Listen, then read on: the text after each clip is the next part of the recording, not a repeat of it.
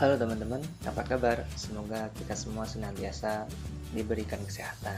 Nah, pada kesempatan kali ini kita akan belajar mengenai pengambilan keputusan. Yang akan kita pelajari adalah tentang model keputusan retrospektif atau model favorit implisit. Langsung saja kita masuk ke pembahasan yang pertama terkait pengambilan keputusan. Apa itu pengambilan keputusan? Nah, di sini ada beberapa definisi. Yang pertama menurut Kiniki dan Kreitner dalam Sarwono tahun 2009. Mereka mengatakan bahwa pengambilan keputusan adalah proses mengidentifikasi dan memilih solusi yang mengarah pada hasil yang diinginkan. Kemudian yang kedua ada menurut Stoner dalam Hasan tahun 2002. Beliau mengatakan bahwa pengambilan keputusan merupakan proses yang digunakan untuk memilih suatu tindakan sebagai cara pemecahan masalah. Nah, dari dua definisi ini, maka dapat disimpulkan bahwa pengambilan keputusan merupakan sebuah proses yang dilakukan untuk menggali berbagai alternatif untuk kemudian memilih alternatif terbaik yang ditujukan untuk memecahkan suatu permasalahan. Yang selanjutnya, mengapa diperlukan pengambilan keputusan? Hal ini pertama adalah setiap orang atau organisasi dapat dipastikan akan menghadapi sebuah permasalahan. Nah, masalah ini merupakan kesenjangan antara kondisi yang seharusnya terjadi dengan yang sebenarnya terjadi. Nah, masalah ini menuntut adanya penyelesaian agar tujuan dari seseorang atau organisasi tersebut dapat tercapai. Dalam hal ini, pengambilan keputusan merupakan proses yang berupaya untuk menemukan berbagai alternatif untuk memecahkan masalah dan menyediakan sebuah alternatif yang dirasa paling cocok untuk mengatasi masalah. Nah, dari penjelasan tersebut, maka dapat disimpulkan bahwasanya pengambilan keputusan diperlukan dalam rangka membantu pemecahan masalah agar seseorang atau organisasi dapat mencapai tujuannya. Yang selanjutnya terkait jenis pengambilan keputusan. Pengambilan keputusan di sini dapat dibedakan menjadi dua, yaitu pengambilan keputusan kelompok dan pengambilan keputusan individu. Pengambilan keputusan kelompok adalah pengambilan keputusan yang didasarkan pada banyak orang atau kelompok. Nah, sebaliknya pengambilan keputusan individu adalah pengambilan keputusan yang dilakukan oleh individu atau misalnya seorang manajer begitu. Nah, dalam hal ini Stephen P. Robbins memperkenalkan 3 jenis metode pengambilan keputusan individu yang meliputi pertama the satisficing model, nah yang kedua the optimizing decision making model, yang ketiga the implicit favorite model yang akan kita pelajari. Langsung saja, the implicit favorite model atau model keputusan retrospektif. Apa itu? Nah, the implicit favorite model merupakan salah satu model pengambilan keputusan individu yang mengedepankan implicit favorit atau alternatif yang paling disukai oleh pengambil keputusan. Nah, implicit favorit ini sebagai faktor determinan dalam pengambilan keputusan, namun belum tentu merupakan alternatif yang terbaik. Kemudian pengevaluasian alternatif yang cukup sulit berdasarkan rasional dan objektif dalam hal ini dihilangkan, sehingga jenis atau metode pengambilan keputusan ini memiliki subjektivitas yang tinggi dan juga memiliki sifat yang tidak rasional. Kemudian ada beberapa asumsi dasar dari the implicit favorite model. Yang pertama yaitu keputusan yang bersifat kompleks dan tidak rutin serta membutuhkan penanganan yang cepat. Kemudian yang kedua, pengambil keputusan sudah memiliki implicit favorit, yakni alternatif yang paling disukai. Yang ketiga, keputusan akhir didasarkan pada implicit favorit pengambil keputusan setelah dibandingkan dengan alternatif lain.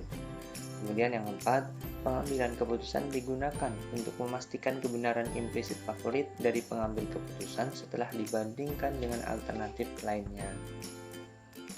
Yang selanjutnya terkait dengan tahapan-tahapan. Apa saja tahapan atau bagaimana tahapan dalam implicit favorite model ini?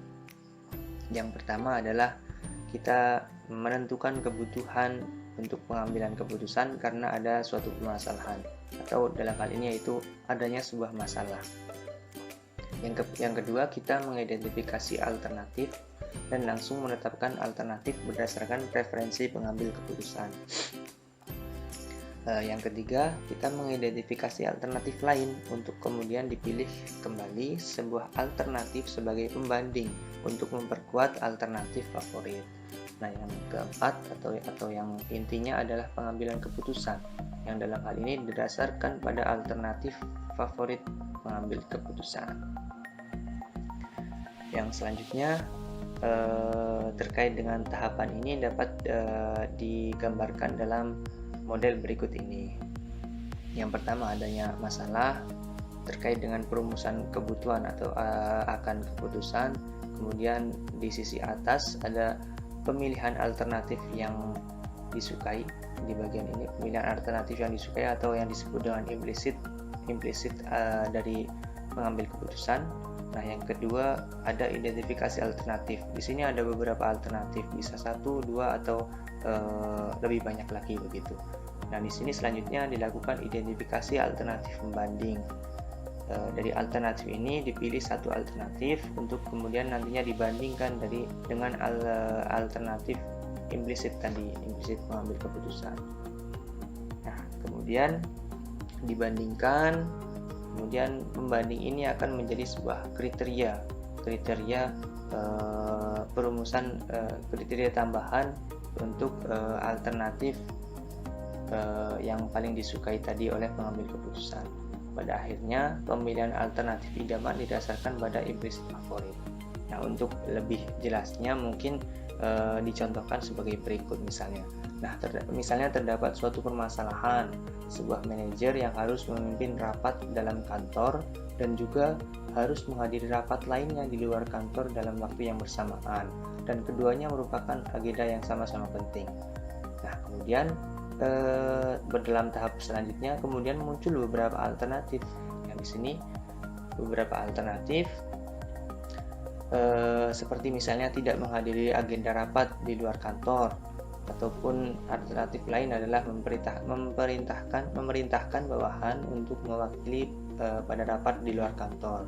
Nah, namun dalam hal ini manajer telah memiliki preferensi untuk memerintahkan bawahan untuk menghadiri agenda rapat di luar kantor tersebut.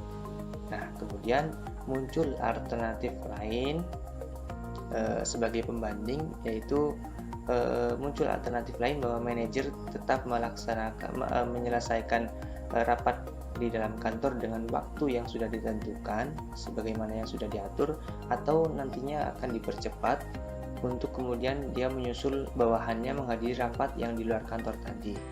Nah, kemudian alternatif yang dipilih adalah misalnya tetap menyelesaikan rapat di dalam kantor sesuai dengan waktu yang telah ditentukan.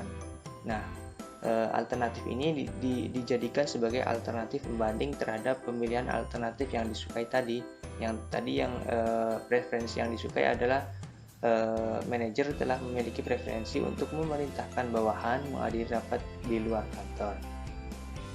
Nah, kemudian alternatif ini dengan alternatif pembanding kemudian disandingkan sehingga alternatif pembanding ini sebagai kriteria pendukung dari alternatif yang dipreferensikan oleh pengambil keputusan, sehingga sampai pada pengambilan keputusan yang didasari pada preferensi atau implisit favorit dari manajer, yakni dari kasus yang tadi maka implisit favorit atau keputusan akhirnya adalah memerintahkan bawahan untuk menghadiri rapat di luar kantor dan tetap menyelesaikan rapat di dalam kantor dengan waktu yang sudah ditentukan. Begitu. Yang terakhir adalah kesimpulan. The implicit favorite model merupakan salah satu model pengambilan keputusan individu yang mengedepankan implicit favorit, yakni alternatif yang paling disukai oleh pengambil keputusan. Model ini ditujukan untuk keputusan yang kompleks dan tidak rutin dengan penyederhanaan, sehingga model ini memiliki sifat yang subjektif dan tidak rasional. Jadi keputusan akhir didapatkan dengan mendasarkan pada implisit favorit si pengambil keputusan, dan model keputusan ini sebenarnya akan memastikan bahwa implisit favorit ya dari seorang pengambil keputusan tadi merupakan pilihan yang benar dibandingkan dengan beberapa alternatif yang ada, seperti itu. Nah, mungkin seperti itu yang dapat saya sampaikan pada hari ini, pada pembelajaran kali ini. Kita sama-sama belajar. Saya mohon maaf bila dari awal sampai akhir banyak kesalahan. Semoga sedikit yang saya sampaikan ini dapat bermanfaat bagi kita semua. Sekian, terima kasih. Jangan lupa like, komen, dan subscribe ya teman-teman. Terima kasih.